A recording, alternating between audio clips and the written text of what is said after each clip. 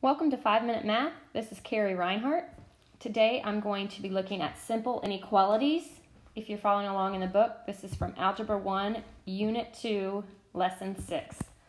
So inequalities are like equations, but instead of having an equal sign, they've got a greater than or less than or greater than or equal to. So an example would be x plus 3 is greater than 12. That's how it's read, is greater than 12. So the mouth, or the open side, this side right here, is towards the greater side, and it's pointing to the lesser side. So I could also read it as 12 is less than x plus 3, but we usually read from left to right. Just like with equations, I'm going to put a vertical line right through the inequality sign, and I'm going to solve just like this was an equation. I need to get x by itself, so that means I need to get rid of this plus 3 by doing the opposite operation. So I'm going to subtract 3 from both sides. Okay, the whole point here is to get x by itself. Those cancel, and I get x is greater than, 12 minus 3 is going to give me 9. This is our answer in inequality notation. But you're also going to be asked to do a number line. So if we have a number line, let me draw one here. I want to have arrows on both ends because it goes on forever in both directions. And I need to have a spot at 9. So it doesn't really matter where on the number line you are as long as you can find 9. Let's say I'm going to put 9 here. Okay, let's say that this is 0. This could be -5.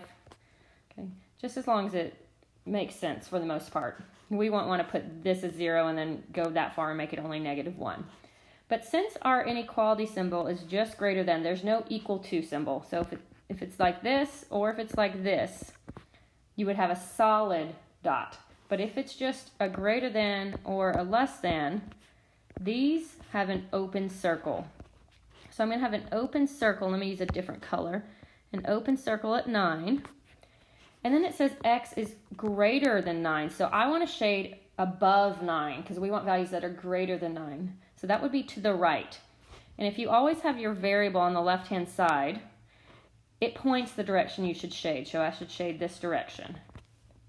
And then we also want to put this in inequality notation. To do that, you start where the shading starts. So in this case, it starts at 9, but it does not include 9, so we have a parentheses. And then it goes on forever to the right. So it's going to go from 9, and it's going to keep going all the way to infinity. And you always have a parentheses with infinity. So we've got inequality notation up here. We've got interval notation here, and you've also got your number line. Okay, so let's look at another one.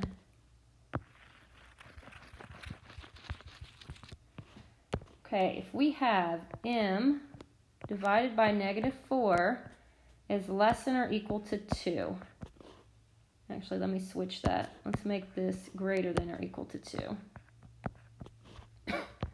So I'm going to draw my vertical line. I want to get the m by itself, but it's being divided by -4. So the opposite would be to multiply by -4. Now, if you are dealing with an inequality and you either divide or multiply both sides by a negative, your inequality sign is actually going to flip. Okay, so you've got to watch out for that. So I'm actually going to have to flip this inequality sign, okay, because I multiplied both sides by a negative. All right, so these canceled out. That was the whole point. We get m on this side, and then 2 times -4 is -8. So we end up with inequality. M is less than or equal to -8. But now we need to do the number line and write it in interval notation. So I need to be at -8. I'm going to make a mark of -8 here. Maybe this can be -7, -6, -5. Okay, just as long as you've got that -8 and the other values are correct with respect to it. So since that is got an equal to symbol with it, we are going to have a solid circle on -8. So it's going to be filled in since it's got that equal to symbol. And we want m to be less than -8. So if it's less than -8, that would be to the left. So I'd shade to the left. So now I need to write this in interval notation. You always go from left to right. This thing will go back forever. It goes back to -infinity. So our interval notation starts at -infinity And negative or positive infinity will always be with a parentheses. And it goes until we get here to negative 8. But since that's a solid circle there, you would put a bracket. So if you have a solid circle and a value, you put it in brackets. And then that would be your answer in interval notation. All right, I hope you guys have a great day.